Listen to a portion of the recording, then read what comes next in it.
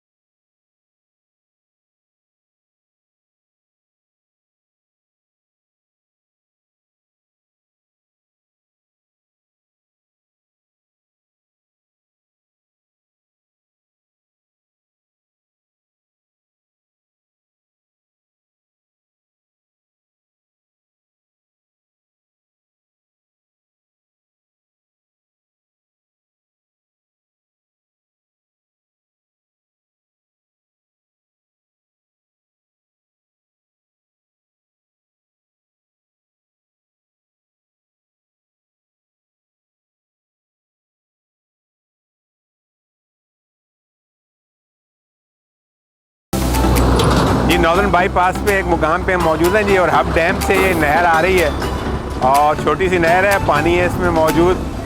और कराची के शहरी तो आपको मालूम है कि जहाँ पानी नज़र आ जाए साफ़ तो वहाँ दिल बाग बाग हो जाता है। और आप देख रहे हैं कि लोग नहा रहे हैं। ये नहर जो है हब डैम से